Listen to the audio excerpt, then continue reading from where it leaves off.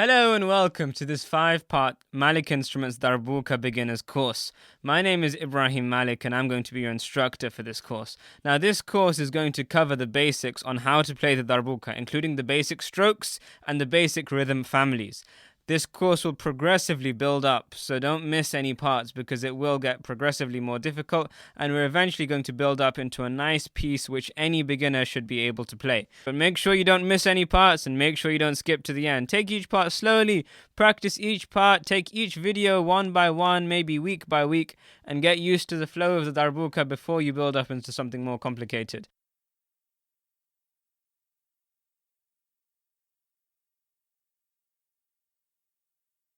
How to hold the Darbuka. So in order to hold the Darbuka, first take your writing hand. Which hand do you write with? For me it's my right hand. And put the Darbuka on your non-writing thigh. So your writing hand, for me my right hand, is my dominant hand. I'm going to place the Darbuka on my non-dominant thigh. In this case, I'm going to place my Darbuka on my left thigh. Upon placing the Darbuka on your non-dominant thigh, roll it towards your stomach, so it's close to your stomach, and take your non-dominant elbow and tuck it towards you, as such.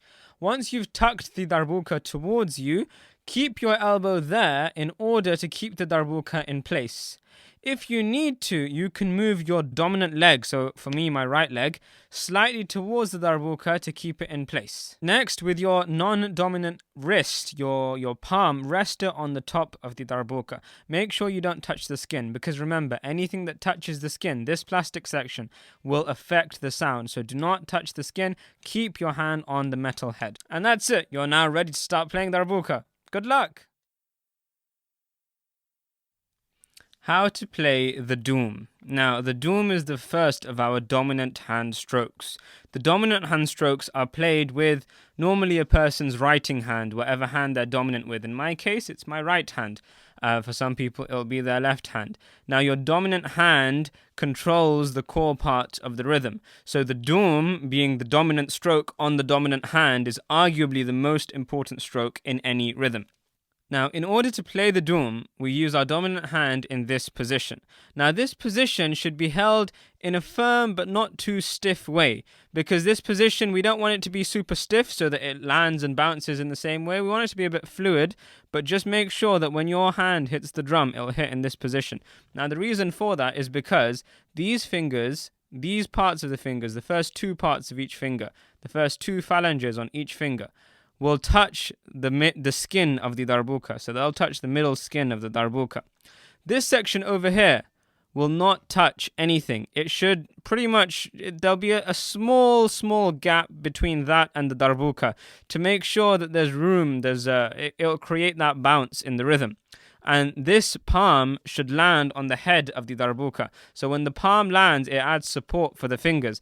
If these parts of your finger were to land on the middle of the Darbuka without the support of your palm, then your fingers would have no support and they would start to hurt because they shouldn't be landing by themselves on the Darbuka.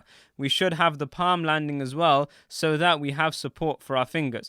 When the palm lands, the fingers land. And this section in the middle should not have any contact with the Darbuka when playing the Doum. So to play the Doum, all we have to do is we have to bring our hand down and onto the drum. And we have to follow through with our wrist and we have to bounce away as soon as we can.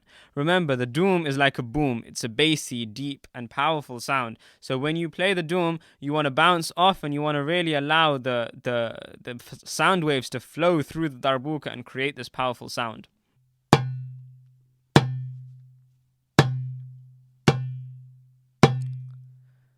Note that when my hand comes down, it hits the Darbuka, but it doesn't go too far away. Now, the reason for that is because we want the hand to be as close to the Darbuka to play the next stroke as possible. So when we come down, we don't bounce away really far away. We bounce and we leave it about maybe 15 centimeters away from the drum. We don't take it too far away from the Darbuka. When we bounce, when we land, we bounce. So we move the hand straight away. The hand doesn't stay on the Darbuka. If it stays on the skin, it will kill any sound waves. Practice the Doum so that your sustain becomes very strong. The sustain is the length of time that the sound lasts after the stroke has been played. So, for example, if I play a stroke, the sound will last for maybe a second or two after I've played that stroke. That's called the sustain, and that sustain happens on any drum kit. So you've got the sustain which keeps the sound going for a small amount of time afterwards. If your sustain is equal between each stroke, each time you play the Doum, you have an equal amount of sustain, the same amount of sustain. That means your Doum is very powerful. That means your Doum is consistent. And you want to make that sustain as long as possible. Note that on some Darbukas, your sustain will be slightly shorter, and some Darbukas, your sustain will be slightly longer.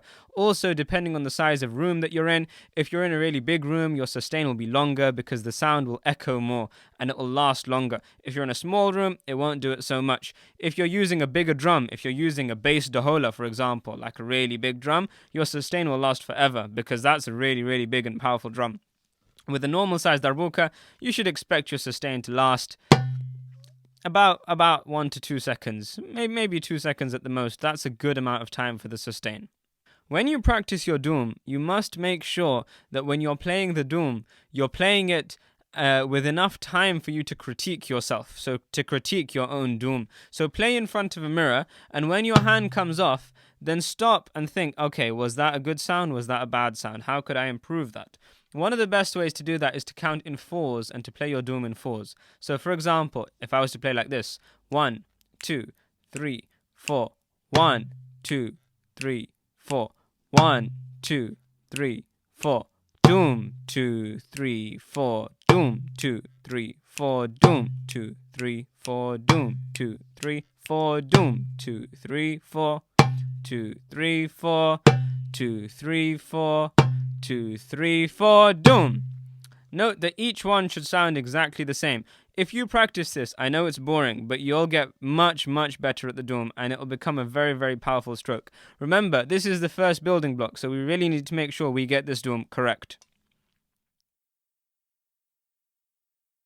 The tek. Now, the tek is another one of our dominant hand strokes after the Doum.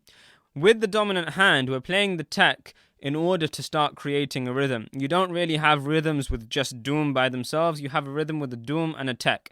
And most core rhythms are denoted in Doum and in teks. So the tek is now a very important part of our rhythm. The tek is played with these two fingers. So not these two fingers, but these two fingers. The tek can also be played with just one finger. This finger in Arabic music and this finger in Turkish music. We're going to look at the Arabic style. But we can play with these two fingers. When you play with these two fingers, when the tek lands, we have to make sure that one phalanx lands on the drum skin. Now this is a phalanx, this part of your finger. Each finger will have 3 phalanges, and one of these phalanxes of both of these two fingers should land on the drum. Which means, effectively, that and that are going to land on the drum. When I say land on the drum, I mean land on the skin. The skin is where all of the sound is created. Now, this is very important when looking at the tek. When you look at the tek, if you land more than one phalanx on the drum skin, you're going to start creating a bassier sound because your hands are going to be closer to the center of the drum. Watch. With one phalanx. With 2 phalanges. With 3 phalanges. As you can see, they all create different sounds. Now, the sound we are aiming to create is the sound of one phalanx from each of these 2 fingers landing on the drum. The sound is like this. Now, note that previously on the Doum, we had our palm landing on the head for support. Now we've got the middle 2 phalanges of both of these fingers landing on the head for support. When you play the tek, your fingers should come away from the skin, but it's fine if they remain connected to the head. It will give them support. So you don't have to pull your fingers away like this, but your fingers should not be touching the skin after the tek has been played. It will allow the tek to create that ring sound that you hear. Note that my index finger may also land, but it will land on the head, on the metal section. It will not land on the skin. Furthermore, when playing the tek, we have to make sure that our interphalangeal bone lands on the skin. When I say the skin, I mean the plastic section. The reason the interphalangeal bone needs to land is because that's the hardest part of your finger. So the more that you make sure that your interphalangeal bone lands, the stronger the sound will be. An alternative way to play the tek is a muted tek, and a muted tek does not have any ring to it. The way we play that is by leaving the fingers on the skin after the drum has been played. This is sometimes known as the ton. The ton can be played with these two fingers, or sometimes it's played with this finger even in Arabic music. So we have a tek and we have a ton. But for the time being, let's try and just play the tek with these two fingers using these two phalanges. One very important thing to remember when playing the tek is the differential gradient between the doum and the tek. The doum is a deep and powerful bassy sound, and the tek is a high-pitched and sharp sound.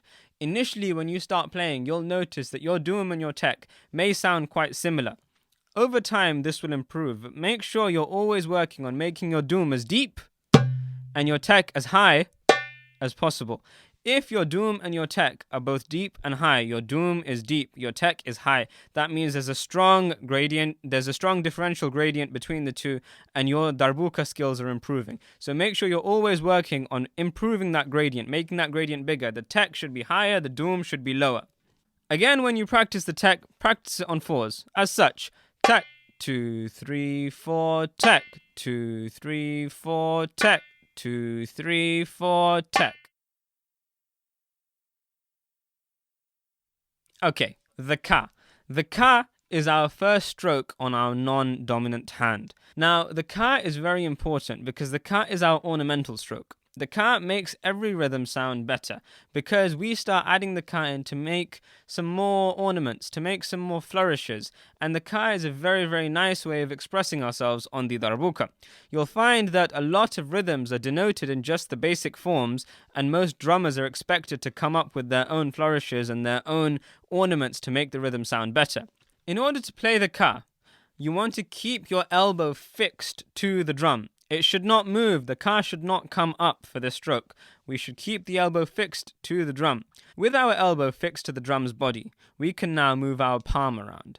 We can move our palm up and we can move it down so that it touches the darbuka body.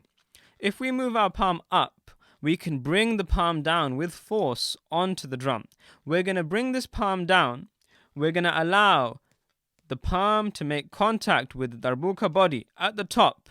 And we're going to follow through with our third finger, with this finger on our non-dominant hand, onto the skin so that one phalanx touches the skin. Only one phalanx touches the skin, and the finger should flick away from the drum. As such. When the finger flicks away from the drum, it means that it creates that high-pitched sound that we were looking at with the tek. The tek and the ka should sound very similar, and when we play the ka, we should make sure it's a strong and high-pitched sound. Again, make sure you practice your ka and make it consistent. Each ka should be very, very consistent. When your palm comes up, it doesn't have to come all the way up. Typically, when we play the ka, the palm should only come up maybe 15 centimeters, maybe 10 centimeters even. It shouldn't come up by too much. It should just give the hand some space to get onto the skin. Now, your ka will initially be very, very weak. I promise you of that. Unless you've had some kind of percussion experience before, you will not have any experience playing with this finger. Now, or doing anything with this finger, really. We don't normally use it much by itself. So when you initially start playing your ka, it will be very difficult. But make sure you keep practicing. And if you can't make the ka sound, make any sound you can with this left hand, with this non-dominant hand, because it will help your rhythms get better. But always remember, you should be aiming for the ka to be played with only one phalanx over here.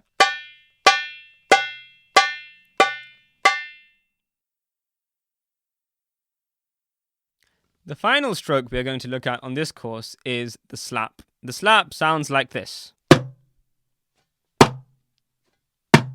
Now, the slap is a muted stroke. When you play the slap, it's almost like you're coming down to play the doum.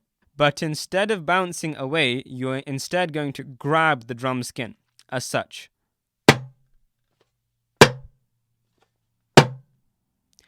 Normally, you'd bounce away. But now, instead of bouncing away, we're going to pull our fingers together and just clench them a little bit right at the last second. Remember, your palm still lands for support. It's very important that your palm lands for support. And your thumb will also land flat on the skin like this. Note that the thumb is slightly tucked in when it lands. That's fine. There's no problem with that. Some people even tuck their thumb all the way over here. Initially, when you start playing the slap, you'll have a lot of problems with that grab right at the end, right at the last moment when you touch the drum. One way you can get around that is by playing the mute. The mute is very similar to the slap, but the mute uses a slightly less aggressive motion. You don't need the grab, you can just leave your hand on the drum. It sounds like this. Rather than... You'll notice when you play a slap and there's other musicians, you'll cut through the mix very quickly. With a mute, because you're not having that final grab, the sound won't be as powerful. The slap is a strong and powerful sound. It can be used to replace any tek as the opposite of the doum. So instead of playing doum tek, we can play doum slap. We'll look at this later on when we look at different rhythms. Finally, let's look at the last thing we need before we can start putting things together and playing rhythms. And that's how to denote rhythms, how to read a drumming tab. Now, you can denote darbuka sounds using traditional musical notation. You can use crotchets, and you can use quavers, and you can use quarter notes and half notes, depending on what style of music you write. But to make this easier and more accessible for everyone, we're going to use drumming tabs, which look like this. Now, drumming tabs are split into three parts. The top part of the drumming tab is the name of the tab. Make sure you start memorizing names. Make sure you know what rhythm you're playing. This is incredibly important when you're playing with other musicians. If I was playing and I wanted the other drummers to play something, I would want to be able to call out a rhythm to them and expect each of them to start playing that rhythm. I wouldn't want to say, oh, you know that rhythm which sounds like this and it's got a little twist in it over here. You don't want to say that. You want to be able to call out specific rhythm names. The second part of reading a drum tab is how many beats there are in each cycle. What that effectively means is if you start clicking, how many beats will be in each of those drum tabs? How long does each tab last? If a drum tab has a beat count of 4, that means that rhythm will repeat on every 4 clicks. So if we're playing, the rhythm will repeat on every 4 clicks. If it's got a 2-beat cycle, it means it will repeat on every 2 clicks. We'll look at that later on when we start actually putting it into rhythms and seeing how that works. And then we've got the final bit, the bottom bit. The bottom bit will tell us what notes to play, what strokes on the darbuka to play in each beat. What notes are we actually playing over there? For example, let's look at a practice piece that puts together the stuff we've learned in this video. Now, this drumming tab sounds like this. Dumka, taka, dumka, slap. And it lasts 4 beats. As such, 1, 2, 3, 4. 1, 2, 3, 4. 1, 2, 3, 4. Note that in the first beat, we've got dumka. In the second beat, we've got taka. In the third beat, we've got dumka again. And in the fourth beat, we just have a slap. It sounds like this.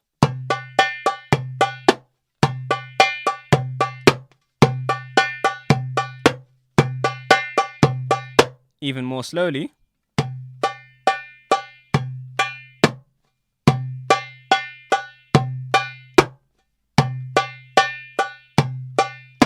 Even more quickly.